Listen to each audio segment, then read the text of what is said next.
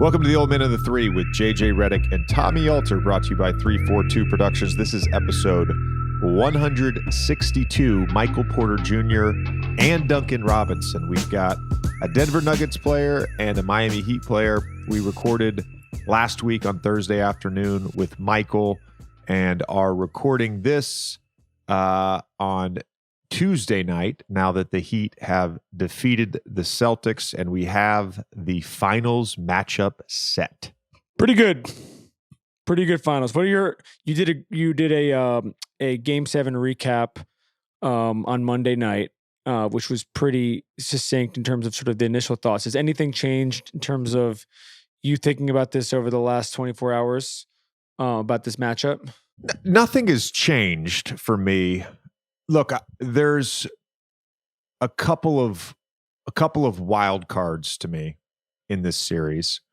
Number one, Tyler Hero makes a difference. Third leading scorer. I know he's been out since game 1 of the Milwaukee series, but he makes a difference. We saw him in that 2020 run when they made the finals in the bubble, have a number of big games, closed out a couple games that they won during that run. So if he's back, and the reports as of today are targeting game 3 for a return back in Miami, that could make a difference. And one thing I said the other night, and I went back and looked today at some late season statistics for the Heat. I feel like we're talking a lot about this fluky 3-point shooting. To me, it's more that their shooters have returned to their norms for their career. And for a large chunk of the season, roughly 80% of the season, they didn't shoot the ball well. Over their last 18 games of the regular season, they shot 38% from 3, top 10 in the league. They were a top 10 offense in the league. We know in a given matchup, Eric Spoelstra will play around with defensive schemes and the zone, which I'll talk about in a second. So I don't know that this is as big of a fluke as some people are making it out to be. And I would also say this in terms of the Heat advancing.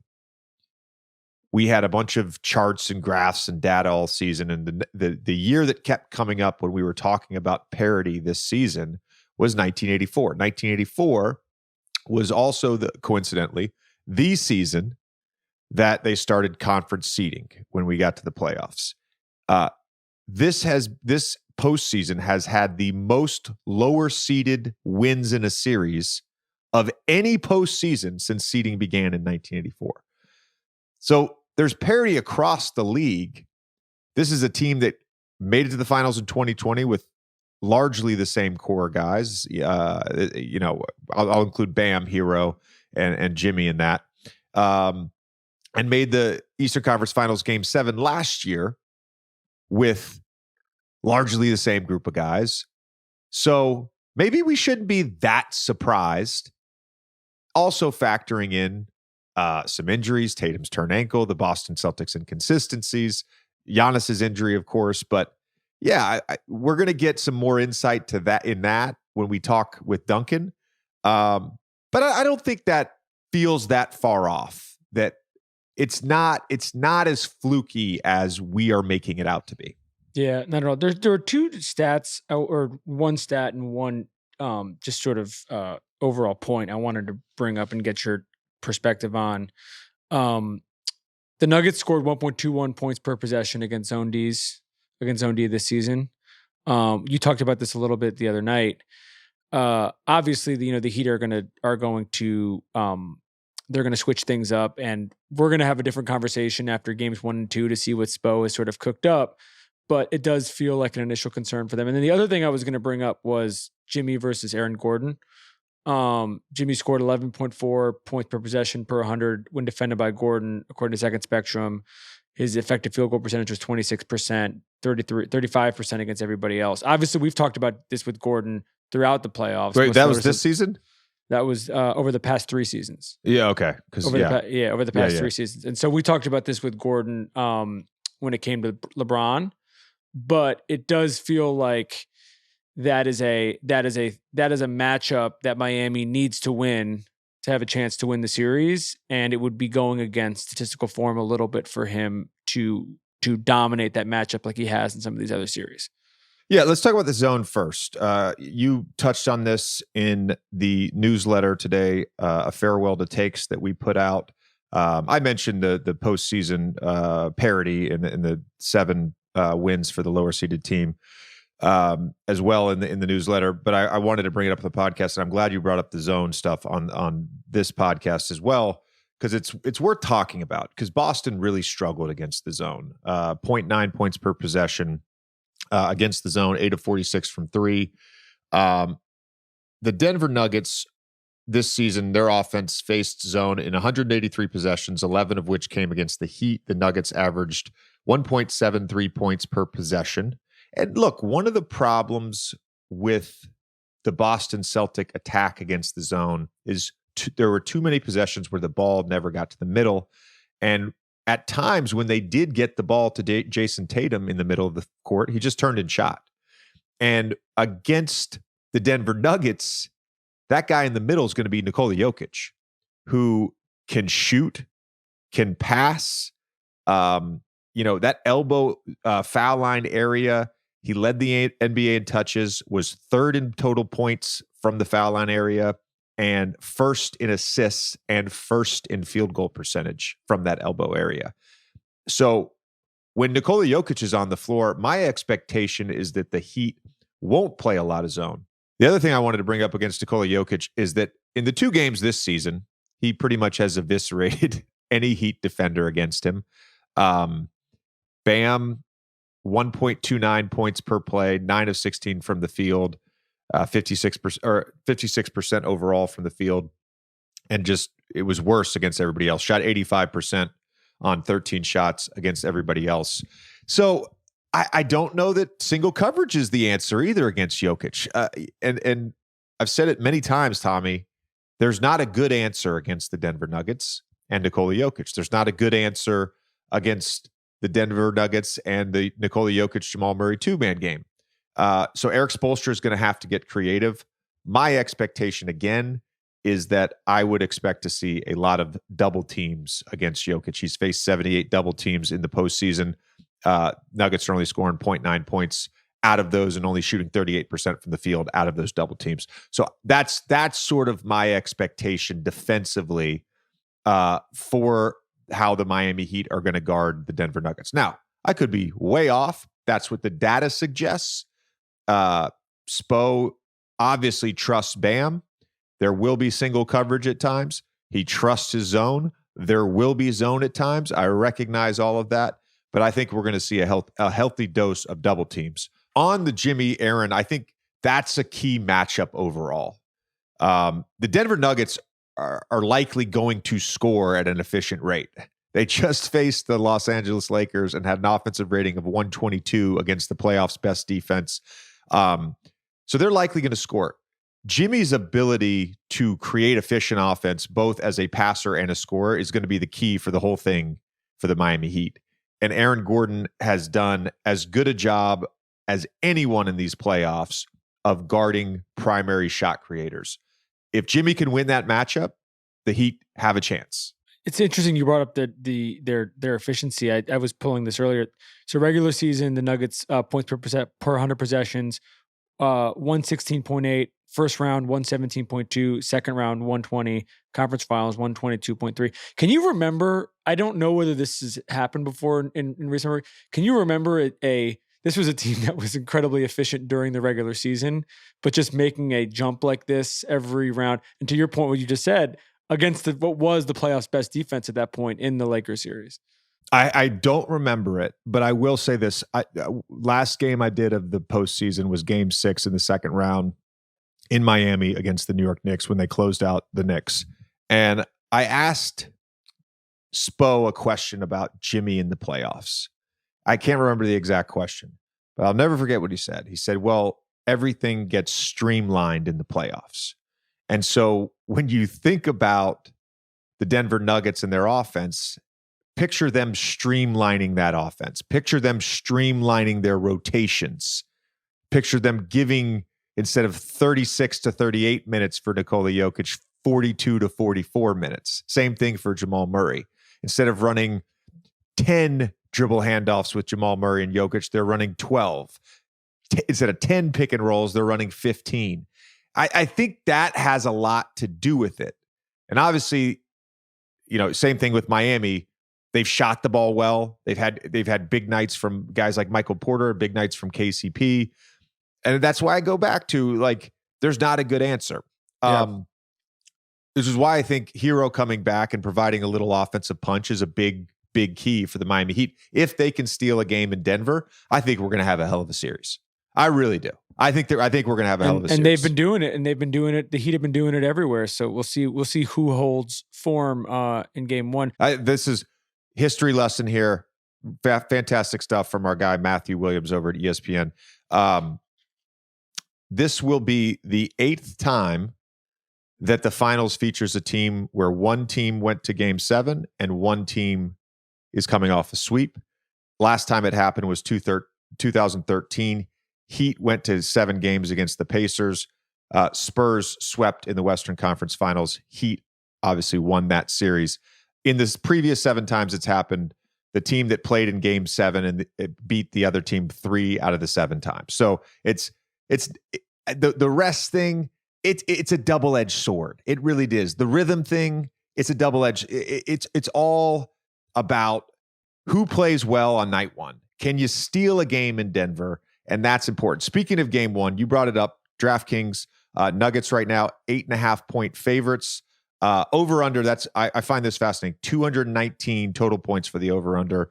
58% of the bets are on the over. 88% of the money is on the over as well. I'm probably going to take the over on that. I might log on later. Yeah, that seems like an over, given how the Nuggets are playing and sort of this feeling out for the Heat. I wanted to ask you about these the DraftKings MVP odds.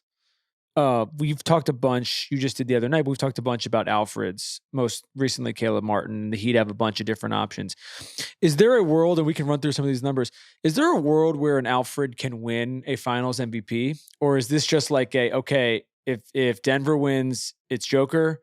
If Miami wins, it's Jimmy. And it's kind of like, who cares about, not who cares, but you know what I mean? Like there's not any, because I think part of this where this sort of question comes from is there was a lot of justified chatter that Martin had a good case to win MVP in the Eastern Conference Finals. And I don't think Jimmy particularly cared about it either way, but it is a question of like, is that a thing that is actually like a realistic thing? Are we ever going to get another Iguodala?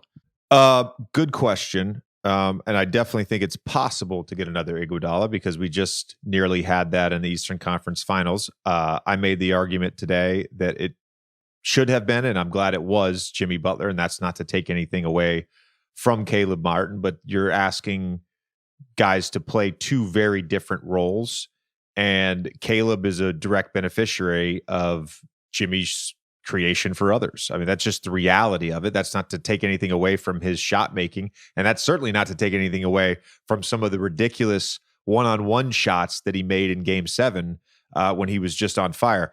Series MVP right now, Jokic at -360, odds-on favorite, Butler at +330.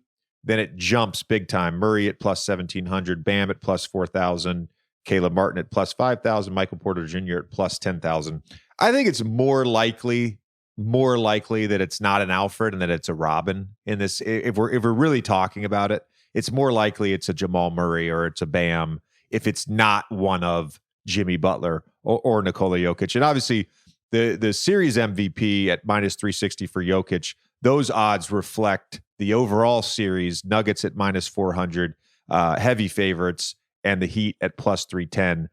I do like the Nuggets to win this series, but I expect this, whether it is 4 games, 5 games, 6 games, 7 games, I expect this every game to be super competitive.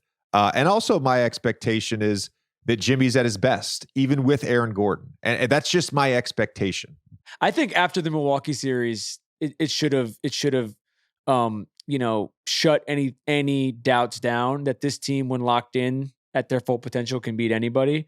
And the hero thing is really a wild card. I mean, he's 20 points a game, 38% from three, and you're adding that to a team that has, is leading the league, leading the playoffs in 3-point shooting right now. It's going to be interesting.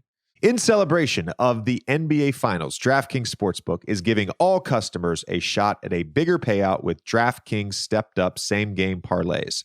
Download the DraftKings Sportsbook app using code JJ, opt in, and place your stepped up same game parlay today. Only at DraftKings Sportsbook with code JJ. Gambling problem? Call 1-800-GAMBLER. In Massachusetts, call 800-327-5050 or visit gamblinghelplinema.org. In New York, call 877-8-HOPE-NY or text HOPE-NY 467-369. In Kansas, call 1-800-522-4700 on behalf of Boot Hill Casino and Resort, Kansas. In West Virginia, gambling problem? Call 1-800-GAMBLER or visit www.1800gambler.net. All games regulated by the West Virginia Lottery. Please play responsibly. In partnership with Hollywood Casino at Charlestown Races in Connecticut, help is available for problem gambling. Call 888-789-7777 or visit ccpg.org. 21 plus in most eligible states, but age varies by jurisdiction. Eligibility restrictions apply. See DraftKings.com/sportsbook for details and state-specific responsible gaming resources. Opt-in and 10 plus leg required for 100% boost. Eligibility, wagering, and deposit restrictions apply. Terms at sportsbook.draftkings.com/basketball terms. Yeah, before we get to Duncan, real quick, I just want to note I will be jumping on YouTube Lives like I did during the conference finals. We'll be diving into a bunch of games during the finals. That's Islands in the League, our series with DraftKings that's only on YouTube. So please subscribe over on YouTube, and we'll give everybody a heads up on social on which games I'll be jumping on live. Those recaps will be on the next day. One thing that I'm looking forward to is seeing how Miami defends the Jokic Murray action, and particularly who the matchups are with Jamal Murray. And then the other part is, look, Aaron Gordon's going to start on Jimmy Butler. We all know Jimmy Butler is going to try to manipulate some ball screens and get the matchup he wants. And how they defend that is the thing that I'm watching on the Denver side defensively. All right, let's get to our convo with Duncan Robinson. All right, let's welcome in our friend Duncan Robinson, longtime podcaster. You guys, we were just talking. You guys flew to Denver. Very late night for you. How you feeling today, bud? I'm feeling good. I'm kind of in that kind of groggy phase where you don't get a lot of sleep the night before. We got in pretty late. We flew straight from Boston, which I guess was a big thing that we had already had our flight schedule, which I don't really understand. I mean, it's not like you can just schedule a flight like on a whim. It had to be previously scheduled. And then obviously if we hadn't won, we would have just flown back to Miami. But yeah, we flew straight to Denver and shut it down for a couple hours, but we got here at like 5 a.m. So tried to get up so I had somewhat of a normal sleep schedule going. I didn't understand the reaction to that because it's literally protocol. I've played in game sevens and I've lost game sevens, and I've returned to my home city, with 3 extra days of clothes in my bag because they tell us we're going to the next city if we win. You just have to do it if you're playing a game 7. Who was most drunk on the plane? I'm not trying to put anybody out here. I will say this, generally speaking, I think probably the people that were having the best time were like some of the people in our video room, which was awesome to see for us because, they put in so many hours behind the scenes. And, I think obviously as players, well, quite frankly, as players, I think sometimes we don't even do a great job of recognizing everything they put in, but I definitely think that fans and people outside the organization don't even really understand the amount of hours that they're putting in and what this means to them as well. So it was pretty cool to see them just like living it up and having a great time on the plane as well. Duncan, last night, incredibly meaningful to the organization, to Pat, to Spo, all the players. You mentioned the video staff. For you personally, I don't want to call it like there's a redemption arc here, but some struggles this year.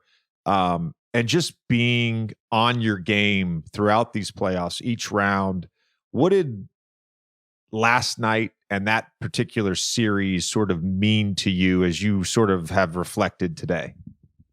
Yeah, I mean, just, face value, take out kind of the more recent struggles of my journey, if you will. Just the opportunity to be playing against the Celtics for a chance to go to the finals.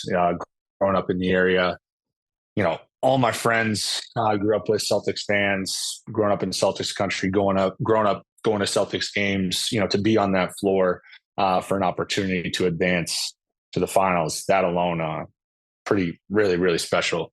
And then, like you said, you tie in also just kind of what really the last calendar year has been for me, which is, there's been a lot of struggles personally, career-wise, basketball-wise, different forms of adversity, being in and out of the lineup, dealing with injuries really for the first time in my career, all these sorts of things, going through long stretches where, naturally, like, kind of doubt and you start to question, your ability, all this sort of stuff. And like you said, it was cool to go through this stretch against this team, and then ended on that floor, just with the recent history of everything. And not to say that I'm like on the other side of it, because if there's anything I've learned in my journey is that, adversity will always rear its head, and it's always going to be something different, and you got to learn how to wrestle with it. But definitely a special moment for sure. I had my family there and got to celebrate with them on the floor, which is pretty cool. So, huge moment, first and foremost for the organization and the team. And that's really what it's about too. Because as a group too, we went through a lot of adversity this year, a lot of struggles, a lot of moments where I think everybody, at least on the outside, was kind of wondering what's going on. And even internally, we had some struggles and some stuff we had to figure out. So pretty special to come out on top last night. How cool has it been to see guys like Gabe and Caleb in particular, do this with you, knowing their journeys as well? I know the undrafted thing has kind of become a running joke at this point, but the reality is they've had their own crazy paths to get to the NBA, much less putting up games like that in a, game 7 in the Eastern Conference Finals. And so just you being as close as you are to them, seeing that, how special is it? Yeah, I think the coolest thing, for me, like you said, being close to it is like, it doesn't really come as a surprise to me, because you see like how the sausage is made a little bit, if you will, in terms of like, you see what they put into it every single day. You see what they're capable of. You see the type of people that they are. For me, it's really cool because you finally get to see them get the notoriety and the recognition that they deserve and that they're worthy of. And that's like my favorite part of it. Just being teammates and friends of those guys is that, that they've earned it because you've seen it. And, that's just special. And, like you said, everybody, it doesn't matter if you're drafted, undrafted, whatever, like everybody has their own story, and there's all sorts of different pieces of adversity, and adversity comes in different forms. But, for those guys to be playing their best, and in the brightest, biggest moments of their young careers, was pretty cool to see. Join the NBA Finals action with DraftKings Sportsbook, an official sports betting partner of the NBA. New customers can place a $5 bet and score $200 in bonus bets instantly. Plus, all customers can take a shot at bigger payouts with DraftKings stepped-up same-game parlays.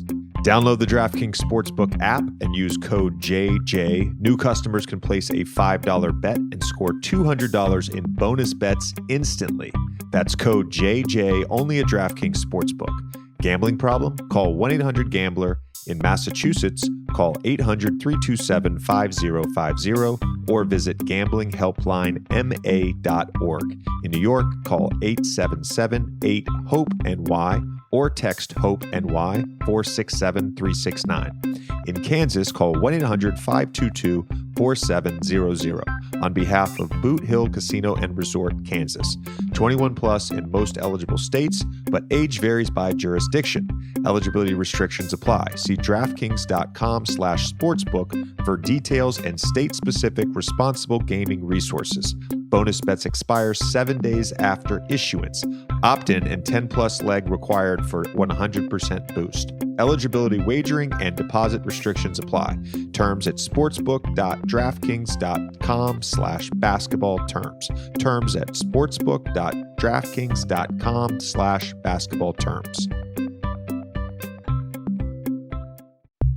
Today's episode of The Old Man and the Three is brought to you by a product I use to start my day, Cometeer. With Cometeer, the world's best coffee comes from the freezer. That's because Cometeer makes delicious coffee that is flash frozen and delivered straight to you. Here's how it works. Cometeer sources high-quality beans from the country's best roasters like Joe Coffee here in New York. The coffee is expertly brewed and flash frozen at peak flavor to lock in all that tasty freshness. It's then shipped to you in 100% recyclable capsules that you store in the freezer. Simply add hot water and you've got a game-changing cup of coffee. And you can easily customize it in minutes for lattes, iced coffees, and more.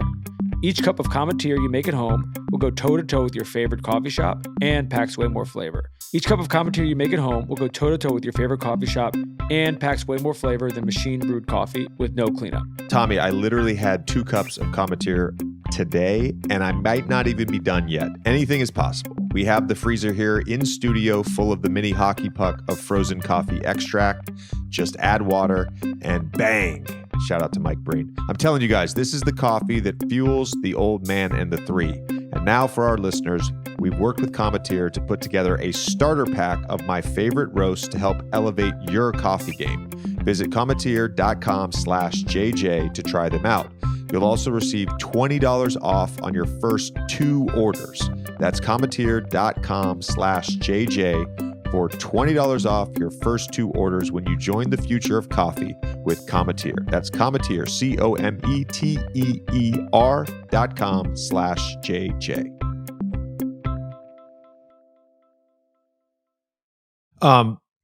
Duncan, I went on a little bit of not a rant, but I went on a little bit of a soliloquy during the intro of this episode, essentially saying maybe this run is not as fluky as we're all making it out to be, given the core group of guys, given the organization and Spo, given some sort of positive regression to the mean over the last 18 to 20 games in terms of your guys' 3-point shooting and your offensive production.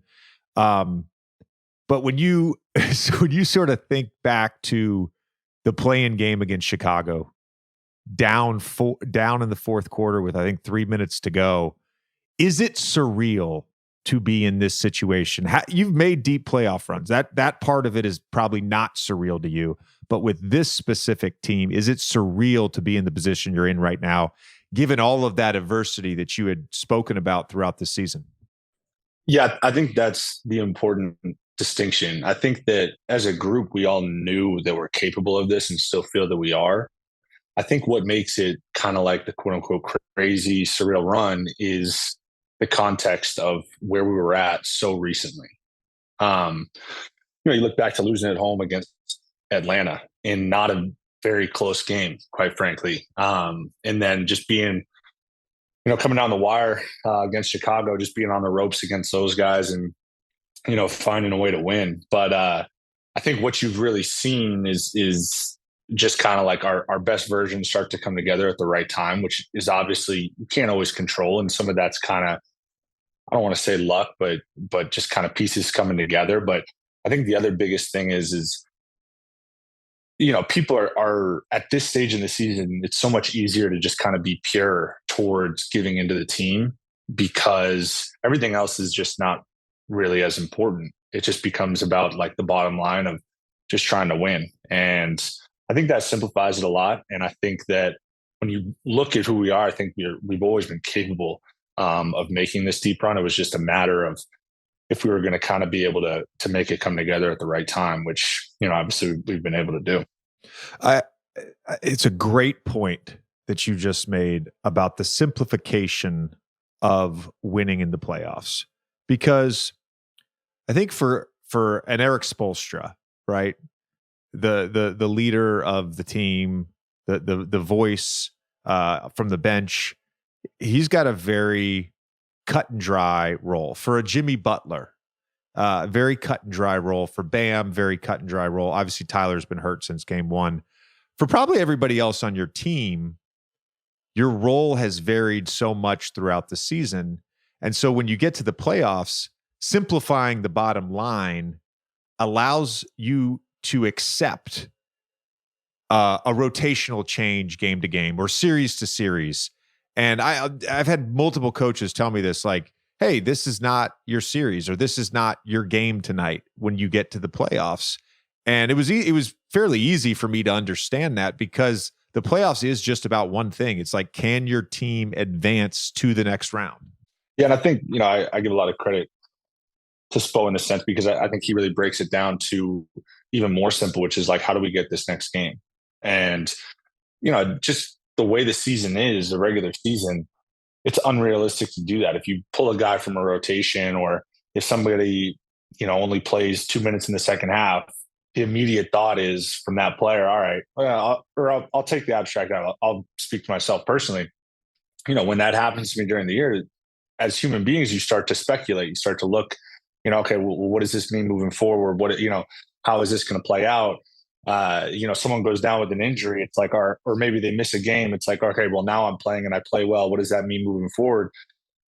In the playoffs, it's just like, all right, how do we get this game? And like you said, game to game, it's going to look different. I think you saw that, really throughout the Boston series. I mean, we made lineup adjustments. We, changed rotations and did all sorts of stuff. And, sometimes certain guys get the short end of the stick. I've, of course, been one of those guys at times, and other times, I've had the opportunity to kind of run with some extra minutes. So I think at the end of each game, you just kind of have to compartmentalize it as like, all right, that game is over. It's going to require a different effort for this next game. Because when you're playing a good team, 5, 6, 7 times in a row, you're going to have to win games in different ways. It's not going to be the same people. It's not going to be the same rotations. It's going to look different. So that's one thing I give a lot of credit to our staff and our players. I mean, I think everyone just has had a really level head over, all right, I'm just fully bought into whatever it takes.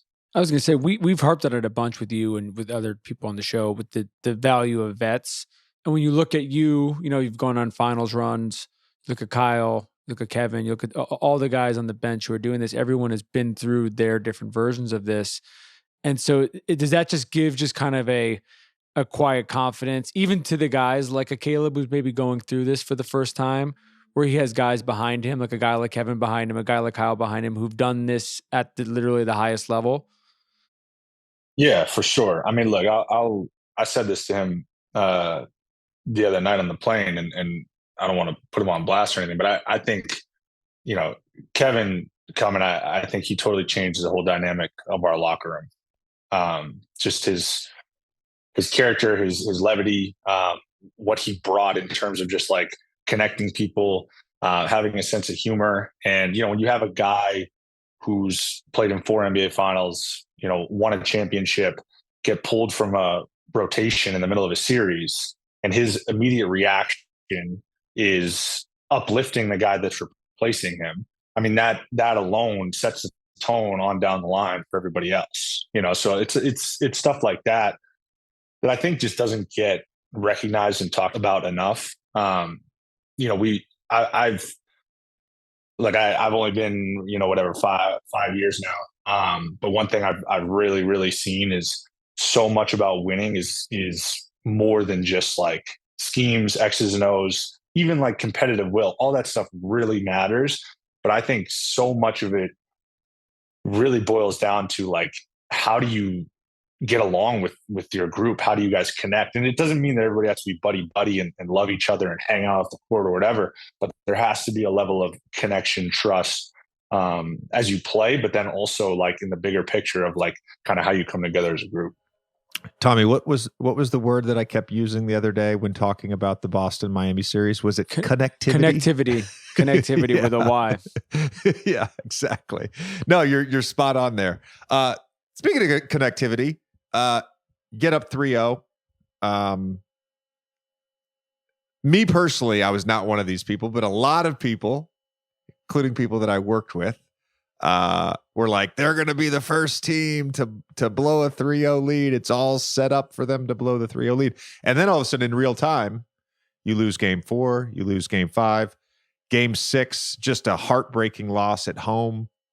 The mental resolve to have the bounce back that you guys had. You even specifically where, I thought you played outstanding in games. You played outstanding the whole series, but in game 6, I thought you were great, but you had a couple clean looks at the end of the game. And I'm not saying those go in, you guys win the game, because those weren't like the last play, right? I'm not saying you lost the game because you missed those shots, but the mental resolve of the team, right? What was said by Spo, what was said amongst the players going into that game 7? Because the thing you're talking about with connectivity, like so much of that to me is communication, right? It's being honest and truthful. It's being uplifting to each other. What was said? Well, I think everybody kind of went through their own process, but I think the unique thing was that everyone was kind of on the same page in that, that next day getting on the plane to Boston, people were, it was a little angsty. Everyone was kind of still recollecting and processing what had happened the night before and kind of going through it in their own ways. Not in a sense of like, no one was like pissed off or whatever, but everyone was just kind of acknowledging like, damn, we were that close to advancing, and now we got to, pack up and go on the road and get this one in enemy territory. I think the biggest shift was the next morning we got to shoot around, and there was just like crazy levity. Like people were cracking jokes. There was a focus and an attention to detail in the midst of people just being like appreciative and grateful for the opportunity to have an opportunity to play a game 7 on the road for a chance to go to the finals. And I think that combination is where this group in particular is really, really good, because I think it balances much of the competitive spirit of like understanding the moment and wanting to dedicate yourself fully to being prepared for a moment, but then also like dabbling and having fun with like the opportunity and knowing that this is like such a cool experience to take in, and just be grateful for that. And go about it with like a sense of like, charisma and excitement. And so I think there was like a really cool balance there in that shoot around. And going into the game, there wasn't, by the time we get to tip off at 8:30, there wasn't any of that angst.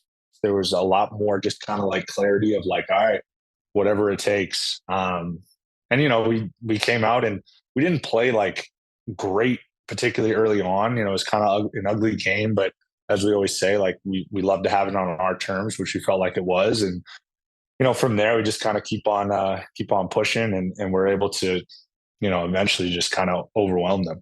A lot of discussion points about your guys' zone throughout these playoffs, but particularly in the Boston series. I've described it as a shape-shifting zone because it's not necessarily a traditional 2-3 or whatever you want to call it. How would you describe your zone defense? I'll run with shape-shifting. I like that. We can run with that. I mean, it's funny.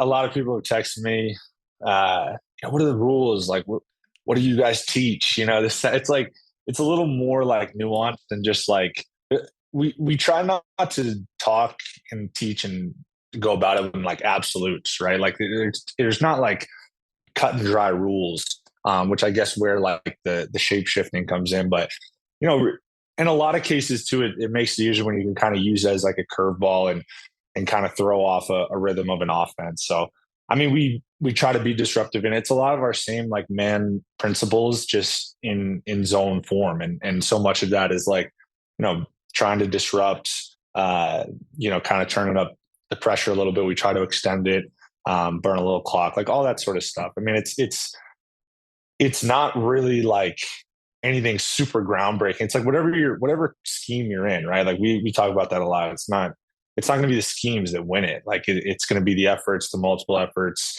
And like, if you're willing to do hard things. I know I sound like Spo, just like regurgitating his stuff. Dude, like, I didn't realize we were getting a is. Spo press conference. I know, but that's what it is though. Like it really is. And it's that because it's his, it's his defensive system. So Yeah. I have a question for you about Monday. At what point did the Hulk Hogan Celly come about? At what point in the game did you know you were going to do that, or was that just spur of the moment? I wanted to do it. So there's a little bit of an internal conflict, right? Because it's like, you're playing on the floor that you grew up, being fortunate enough to go to some games on, and grew up in Celtics country, all this stuff. So like, you have the idea you want to do it, but like, I have to be relevant enough in the game to like warrant that. And I really towed the line on that, because like, ideally you score like 20 plus, and then you're doing it and you have a little bit more validity. I mean, for my 10th point on like a back cut layup, like not really what I envisioned.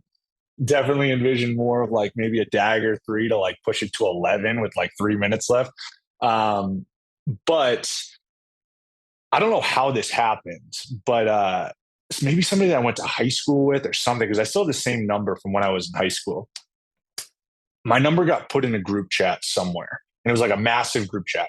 So after we lose game 6, my phone is blowing up from all these random New England numbers.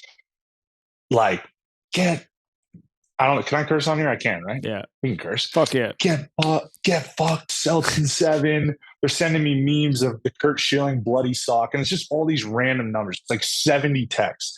I'm like, what is going on? And I'm also like pissed, because I'm on the heels of this like bone crushing loss, where, not to mention, I missed some shots on the stretch I'd like to have back. So I'm like in my feels, and I'm like really worked up about it. I'm like, who the fuck gave out my number? How the fuck did this happen? So then I start thinking, I'm like creating all these scenarios in my head. I'm like, if I get the chance, like, and I go into the Garden, like, I'm going to do something. And I didn't know what it was going to be. Honestly, like, probably a little underwhelming, but you would be shocked at how many people that really bothered. I heard from a lot of people about like, some people loved it. It was very polarized. Some people loved it. And then obviously like all the people that were bitter back home were like, oh, it was so unnecessary, like classless, all this stuff, but whatever. For me, Duncan, I loved it. And it was one of the most joyous moments I've had watching playoff basketball this season, because I mean this, dude. I'm always pulling for you. I'm always rooting for you. And when I saw you do that, I was like, oh yeah, Duncan's in his shit right now. And I love seeing Duncan in his shit. I love seeing it. Yeah, like I said, it would have been nice if it was after my like 7-3. But I didn't have the luxury of that being the case. So I was like, you know what? There's an opportunity. You just called a timeout. Place is absolutely silent. I'm going to just jump on it. Dunk, I have one other question before we go. Can we talk about Jimmy? I mean, Jimmy all playoffs, but Jimmy in particular in the last 2 games in the Milwaukee series. You've now played with him a long time. You've experienced a lot of crazy Jimmy moments, but those 2 in particular were different level. Yeah, I mean, the Milwaukee series, looking back, like it almost like doesn't even feel real. That felt like a video game or something. That was insane. I've never seen a player just single-handedly dominate not just a good team, like they were really good, and he just dismantled them. Like, and Drew Holiday, I know you guys give him a lot of love on this podcast, deservedly so. He is an incredible defender. I've seen him do things on the defensive end, like on the ball, turn people multiple times, just take their ball. And like he had a quote that came out recently about like there was just nothing he could do, and that was wild to see. It's like the ultimate luxury when you have a guy on your team that can do that sort of stuff. There's very few people that I've ever seen have that level of performance. I mean, obviously it was in the first round, but against the 1 seed, 8 seed being the 1 and 5. I mean, that was incredible. And he's had amazing games since. So, that's the thing when we have Jimmy, it's like, we always feel like we got a chance. That's for sure. Yeah. To Tommy's question, round 1, I know it was the Hawks, but round 1 against the Hawks last year, I thought he was dominant on both ends. The 2020 finals was probably his most legendary performance up to this point, particularly with a couple of the games where he just sort of willed you guys to victory. And there's the famous, meme of him over the thing on the baseline. But I will say that the Milwaukee series was the best version of Jimmy I've ever seen. and particularly the comeback in Game 4 where he's launching threes off the dribble in transition. Like, that was as good as I've ever seen him play. Yeah, I was talking. Max Strus and I were talking during that game, or at some point during that series, and you just hit like another one of those crazy threes, or maybe it was going into the locker room after the game or something. And he had said, like, if he's making those shots, he's the best player in the world. There's literally nothing you can do to guard him, because it's like the thing with Jimmy is, oh, let him shoot, whatever. He's a very capable shooter. He just doesn't shoot him. Like, he doesn't really shoot him during the year. It doesn't interest him or whatever. But yeah, I mean, like full speed transition, pull up threes. One of them was like a step back, like running away from the rim with like Drew Holiday like in his face. It's just like, there's just nothing you can do with that. It's crazy. Duncan, wish you all the best. Good luck in this series. Pulling for you, buddy. Thank you, guys. See you soon, This was fun to be back on here. It felt like the bubble days, to be honest with you. Yeah, we're doing it over Zoom. We're doing it on Zoom. Yeah. We'll see you in New York. All right, cheers. Tractor drinks are certified organic, non-GMO, and made from sustainably sourced ingredients with no artificial ingredients, no phony colors, no mystery preservatives, or synthetic pesticides. They're the drinks with nothing to hide. It's time to bring the tired old drink station out of the 70s and into the present. Too many restaurants offer only sodas full of artificial ingredients or water, with clean beverage options being limited. That's where Tractor comes in, changing the restaurant drinks options one cup at a time. Now you can enjoy the food you love with a drink that makes you feel good. Tractor comes in bold, refreshing flavors like berry patch, lemonade, strawberry dragon fruit, mandarin cardamom, unsweet tea, and mango, as well as organic sodas like root beer, cherry cream, cola, and coconut. Now you can complement the food you eat at your favorite restaurants with new choices in organic, flavor-forward drinks. Tommy, we're big fans of Tractor Beverage Company. Nothing beats the root beer flavor for me. The kids are partial to mango. They have everything you need for the family, and knowing the flavors are organic is a big deal for the Redick household. Tractor, organically farmed beverages. Find them at your favorite restaurant or go to drinktractor.com and find where Tractor is available near you. All right, let's get to our conversation with Michael Porter Jr. All right, let's welcome in Michael Porter Jr. Mike, what's up, man? So good to see you. Man, appreciate you guys having me on the show once again. Of course, you're obviously welcome anytime. Big moment for the Denver Nuggets. First time in franchise history, you guys are in the NBA Finals. For many of you, especially the younger core group, this is your first time in the NBA Finals. The moment LeBron misses the shot at the end of regulation in Game 4, Aaron and Jamal both make a terrific defensive play. What's going through your mind knowing that you've just beaten the Lakers and LeBron, knowing that you're headed to the NBA Finals? Yeah, I think it was kind of surreal just for the team, just because, going into that Game 4, we had a sense of urgency, but we got down 15 in the first half. So at halftime, we were like, man, we want to close it out tonight. Let's try to jump on them this third quarter. And we did that. But LeBron had 30 at halftime, so we knew he was going to come out aggressive, and he played amazing that game. Yeah, when that final buzzer went off, though, it was just, we knew we had made history. We knew it wasn't, our ultimate goal, but that's Denver Nuggets history, you know what I mean? So it was cool. That was a really cool moment. They're reflecting in the locker room, A couple years ago, Phoenix got us in the playoffs. They swept us. And then the Lakers got us in the back in the bubble. So to be able to get both of those teams back-to-back series was pretty cool. Mike, on a personal level, you've had 3 back surgeries. You've talked a lot about just even you getting to this place and how well you played. And we're going to get into some specifics of how well you've played over the last month. But what did it mean to you with everything you've been through to be in this place right now?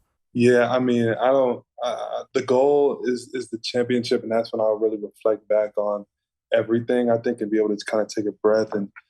But man, like my story, I just feel like is pretty surreal, like you said, 3 back surgeries by like 22, 23 years old, and then playing in the for finals, it's it's pretty amazing, and I just give the glory to God.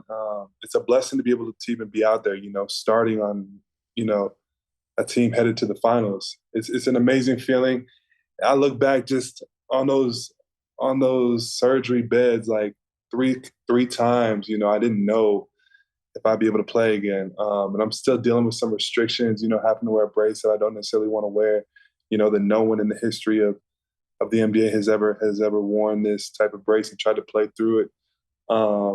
So it's still some obstacles, but it's just amazing to be out there and to be able to do what I love to do. I think part of that comes from not really having a plan B. You know what I mean? Like basketball was my thing. I didn't really have another option in my head. So when I did have those surgeries, I planned to get through it, but to actually have gotten through it and now be in the position I'm in, it's pretty awesome. I've always been curious. Last year, as Nikola Jokic is having another historic season, and you and Jamal, and I assume to some degree it was separate rehab, but you and Jamal coming back from a back surgery in your case, a knee injury in Jamal's case, and you're watching Nikola go on this historic run and sort of realizing the limitations of that team. Yeah. Did you guys ever discuss, and I know as an athlete coming back from an injury, you're sort of wired to worry a lot about yourself. I think that's naturally human nature. Am I going to be the same? Am I going to return to an elite level? But did you guys ever discuss just the two of you coming back to this team and what that would mean to Jokic and the team's ceiling? Yeah, so you know how it is rehabbing with the NBA team. You're always in that training room. So me and Jamal spent so much time in that training room together. We really grew a bond during that time that we didn't necessarily have before. Watching the whole season, me and him sitting on the bench watching Nikola. But like you said, we saw that team had limitations, and we saw that they got to the playoffs. They lost to the Warriors, but the fact that they got there. I think we knew if we could get back, me and Jamal, and provide Nikola some help and everything like that. I think we knew we had a real chance of creating something special. But we kind of knew that all the way back from when we first traded for Aaron. We traded for Aaron, and then I think we reeled off like 7 or 8 games in a row right after that trade where we just looked pretty hard to beat. So me and Jamal knew we needed to attack this rehab, and then if we could get that core back together, we'd have a real chance of being contenders. Yeah, and to a degree, we should also mention KCP, Bruce Brown, who I can't believe was picked up in free agency at the contract that he was on. He's been such a monster for you guys, especially in the playoffs. Some good minutes from Christian Brown, a rookie. It just feels like all the pieces sort of fit. On Jamal, in one of the playoff games that I did for you guys, Coach Malone referred to him as another superhero, meaning Nikola's a superhero, Jamal's also a superhero. And throughout this playoff run, he's certainly backed that up, especially in the conference finals. How would you sort of describe his play as a teammate and just being out on the court and watching him hit clutch bucket after clutch bucket, tough bucket after tough bucket, and just being such an instrumental part of this run?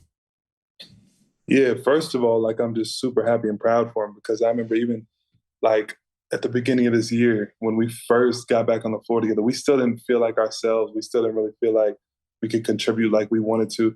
But at this point in the season, like I told Jamal a few weeks ago, I think he's better now than he was in the bubble.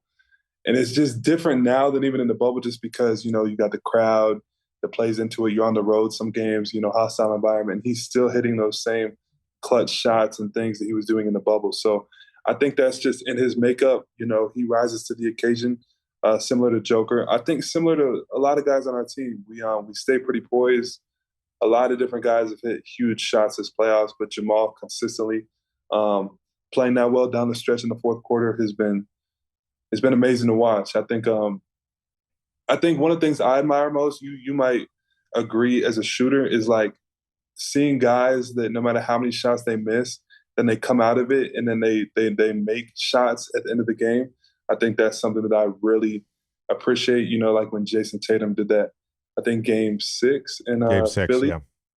And then, Jamal did that when he had that 23-point fourth quarter. I really appreciate that because I know once you miss a certain amount of shots in a row, if you don't have that mental strength to kind of overcome that, that can be tough to get out of.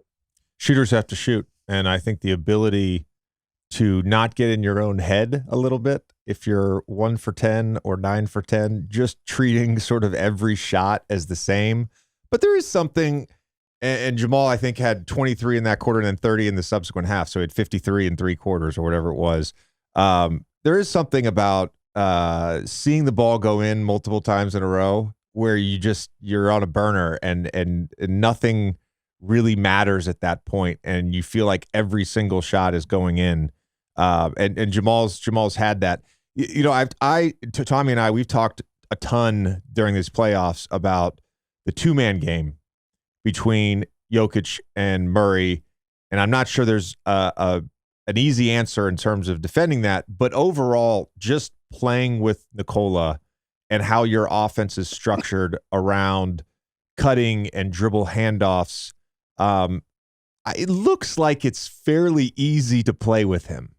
Yeah, I mean, I would say it's extremely easy to play with him because, first of all, if it gets low shot clock, he's had multiple times where he's bailed us out at the end of the shot clock, throwing up those crazy shots. And he does a great job. And I think I've heard you guys talk about this before, but like getting the ball out of his area, you know what I mean? So even if you're entering it into the post, like if you just throw it anywhere near Nikola, it's like he's going to get it. And then, you know what I mean? You don't really have to worry about a turnover. But I think it's super easy to play off of him. That 2-man game is super lethal. And I think that the thing that makes our team hard to guard is if you hit Nikola in the post and you don't double, you know what I mean? He's going to have his way with most players in the league. But if you do double and then Aaron floods to the front of the rim, now that's a little dump down pass for Aaron who can, get up quick and dunk it. Or you have shooters on the backside that are trying to space correctly. And it creates a really tough dynamic. So I just really think the pieces that we have is like you couldn't have found a better piece than KCP for that 3-and-D type player. Aaron Gordon's the perfect complementary piece for Nikola. And then, Jamal and Nikola got that 2-man game, and then I'm, out there as well. So it's just tough to stop, I think. So what's your general priority once they get into the 2-man game? Does it change depending on the matchup, or is it sort of similar no matter what? Yeah, it changes. It changes depending on the matchup, and it changes depending on the coverage. So early in the game, we like to go to some of that and go to Nikola in the post, see how they're going to guard those situations. But I mean, I feel like a lot of guys on our team sacrifice for the good of our team. You know what I mean? Like me and KCP find ourselves in the corner like a lot, but it's for the spacing so that 2-man game will work. And then if they want to bring a low man in, then we're getting wide open threes. Like we've had multiple games this playoffs where we've won and guys haven't necessarily shot the ball amazing. You know what I mean? So we're getting a lot of open shots, and I feel like we haven't even played like to our full capability yet. There's been games where Jamal's been hot, but Nikola, me, Aaron may not necessarily have played well. So we played well. I still feel like we have another gear that we can reach that we're looking to do this finals. It's a scary proposition. On the note, I think this is interesting because, Nikola is going to have the ball in his hands a lot. Jamal's going to have the ball in his hands a lot. And I think to some degree that benefits Aaron, who was probably asked to do more than he's comfortable with in prior stops in Orlando. And again, he wasn't necessarily always playing on a contender, so any player that's going to have a different role once they get to a contender, you have to sacrifice a little bit.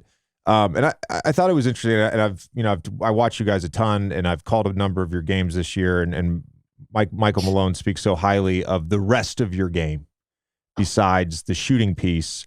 But I think to some degree, you probably offensively have to sacrifice in terms of the usage stuff. But I've been really impressed with some off the bounce stuff, particularly driving closeouts and finishing at the rim.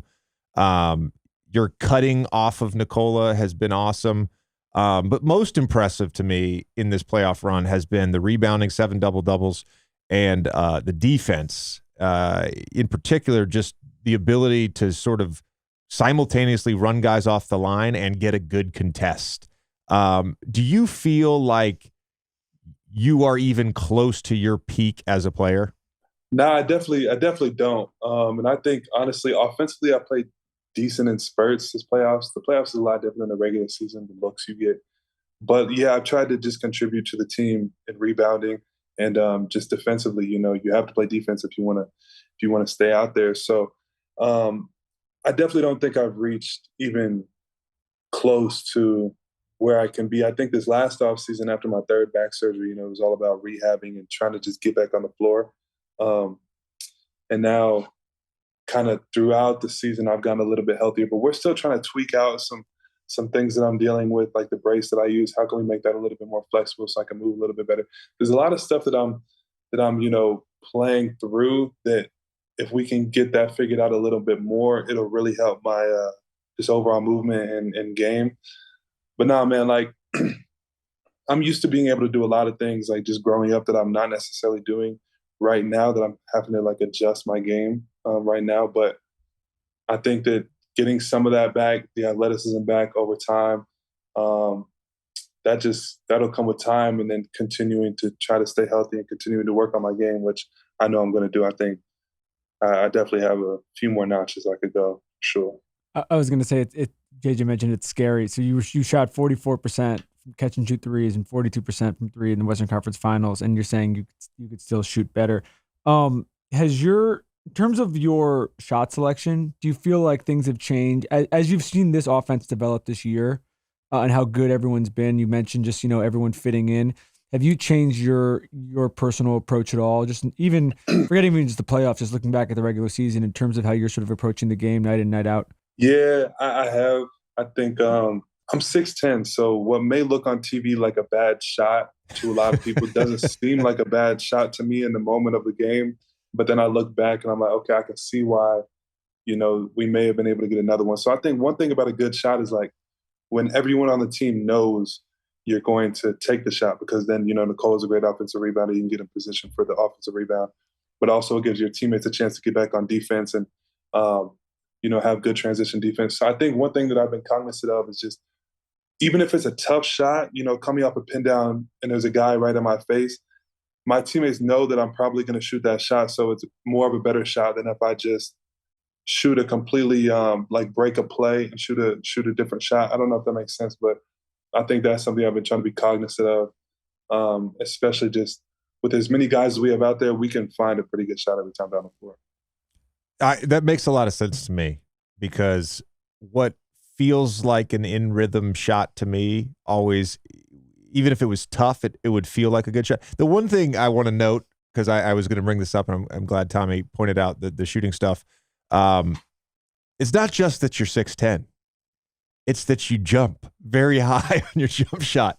And I am so appreciative, because I knock guys all the time. We had Trey Murphy on recently. I've talked with Tyrese Halliburton a ton about this.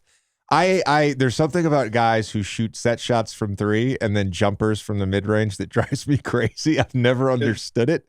And guys could be effective doing that. But I appreciate the fact that you elevate the same way on your three-pointer as your two-pointer. Yeah, you know what's crazy about that is, so growing up, I used to shoot a set shot, and I don't know, like you would know this because you're a shooter. If you shoot a set shot like from your kind of like a push shot, you can extend your range far past the 3-point line. But then if you shoot more of a jump shot, you may shoot more like closer to the 3-point line, like a KD, great shooter. He doesn't shoot that far back, but you got guys like Steph, Trae Young, Dame, who shoot more of that push shot that can extend their range. So I used to shoot more like that when I was younger, but then I would do what you said. I would change my shot in the mid-range to try to elevate and just shoot over people, shoot contested shots. And then I was just like, well, what if I could do that from three? So me and my dad, we worked on that, being able to shoot the same type of jump shot from three. So really, even if a guy plays good defense, you can still just elevate over and get a pretty good look.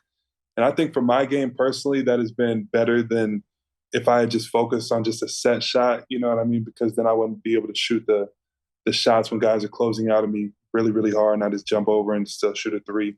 So that's definitely something I know exactly what you're talking about.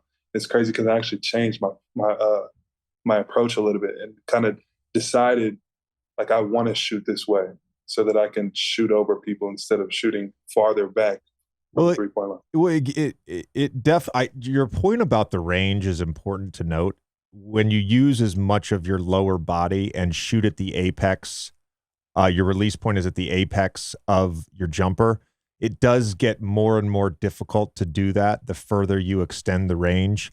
But the trade-off is the ability to shoot on the move, and particularly off dribble handoffs or off pin downs.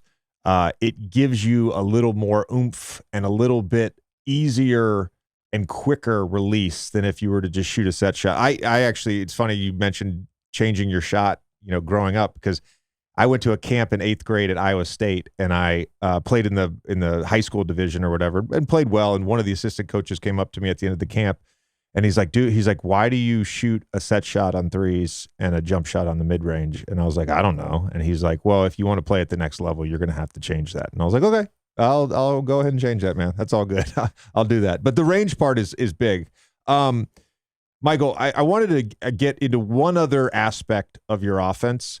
And I know earlier you talked about the second half of Game 4, and a big thing that happened in that third period. Number one, you guys got stops, but out of those stops was the pace that you created. And in the games that I called in the playoffs, that's a thing that I really noticed, is just the way it doesn't have to be a turnover, but even after just a defensive rebound, Nikola is such a good defensive rebounder. The way he just throws the ball ahead and gets off the ball, the way Jamal just throws the ball ahead. You guys don't necessarily use, a downhill attack to get transition points. A lot of it is that throw ahead pass, which creates opportunities for you, Aaron Gordon, Bruce Brown out in transition. 100%. I think one of the things that we try to be super cognizant of is getting stops and running. That's like one of our mottos of our offense, because it's the easiest offense. We got 5 guys on the floor who can kind of push it. Nikola's like a point forward out there. So whoever gets the rebound, we're trying to look ahead. Then we're trying to find the middle of the floor. Then you got guys running to the corner for threes. And when we win, that's a lot of our points come in transition. We might have one of the highest transition points per game team in the playoffs. But that's something that we're super aware of. If we get out and run and we can get easy points of transition, we're hard to beat. And we just got so many guys who can do different things in transition. Aaron's running to the rim for lobs. KCP and me were running to the corner. Nikola's getting in the middle of the floor and then getting the ball. And then, guys are collapsing. So he's making every perfect pass. So, yeah, we got a lot of weapons in transition. So far in these playoffs, I know you mentioned the Suns and the Lakers, 2 teams that had beat you previously in playoff runs with this group. So far in these playoffs, you've beaten Anthony Edwards and the Timberwolves in the first round, Book and Kevin Durant and the Suns in the second round, LeBron, AD, and the Lakers in the third round. The Suns series in particular, with Devin Booker's insane shot making early, especially in that series, it was a 2-2 series. Can you just sort of, for the audience, for the fan, just sort of describe the intensity level, the focus, the attention to detail that gets ratcheted up a notch each round of the playoffs? Yeah, I mean, we played really good teams each round. With the Timberwolves, you just got to, Anthony Edwards he's a monster in transition. He's really coming into his own as a star in this league. And then they got Rudy and Cat, who Nikola, he figures out a way to play against any type of big, any type of defense you throw at him. But that presented a unique set of challenges. And then the Sun series, it felt like Book and KD did not miss. So that series definitely notched up the intensity. It felt like they did not miss, bro. Especially game 3 and 4 at home. The shot making in that series was incredible. So it went up a notch there. And then the Lakers series, they were a really good team. We were just kind of debating in the locker room who was the toughest matchup for us so far. And I think it probably was the Lakers. I think the Suns were really good as well. But the intensity just keeps growing, and then we know in the finals it's going to be a whole nother thing. Whoever we play, but it definitely every round that you just feel it more. You feel that you're closer to your goal. You feel the weight of it. You feel the eyes watching, all the cameras, and it definitely increases every round.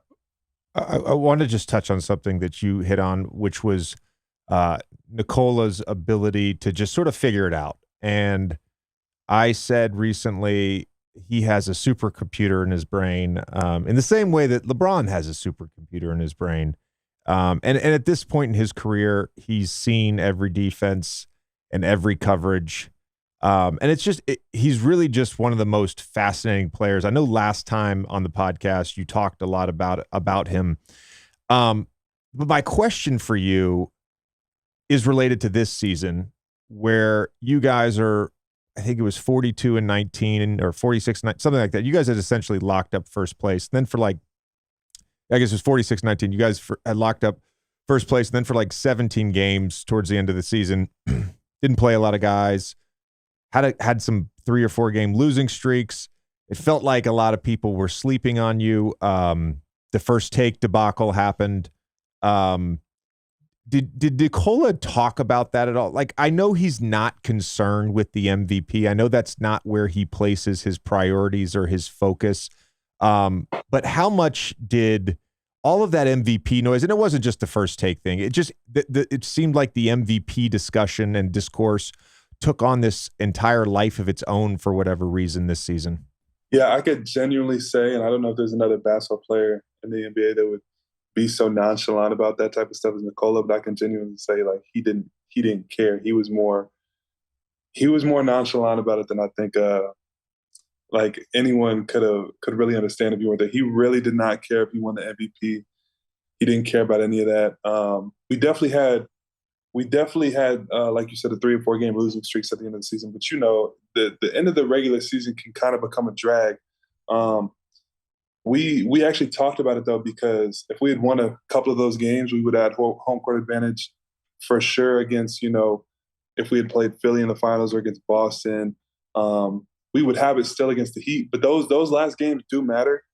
But we were ready to get to the playoffs. But all the noise outside about, the Nuggets are struggling towards the end of the season. Are they going to, bring it in the playoffs, or the MVP debate? We got a team full of people that don't even care about that stuff. Like, it doesn't even come up in the locker room. So I feel pretty fortunate to be on a team like that, because it's just an unselfish team. Nikola doesn't care about individual accolades at all. We're all after one goal, which is a championship. And it's just cool how selfless he is. That's one character trait of his that I can genuinely say is pretty amazing. It's how selfless he is and how those things don't drive him at all, the individual accolades. What's going through your head when he hit some of those moonball shots? I don't even know how to describe what they are at the end of the shot clock. Yeah, man. I think he hit 2 or 3 this year. I think, and we talk about it after the game. He doesn't really. He's like, I didn't even aim. I just threw it up in the air. I think that his touch and his just awareness is just kind of like, it's just there without him really having to try it. So in the shot clock situation, he just throws it up in the general vicinity of the rim, and it goes in sometimes. Like KCP says, like, for him, his hands are quicker than his eyes. Like, he gets a lot of, he strips the ball a lot. I think Nikola, his touch is just like, it's just there. He doesn't even have to think about it. So yeah, when those shots went through, I was just, all you can do is smile, man. And then seeing like AD's reaction, LeBron's reaction, it's funny, because that dude is for sure one of a kind. It feels like with him, his ability to anticipate the play before the play before the play, it's like a beautiful mind.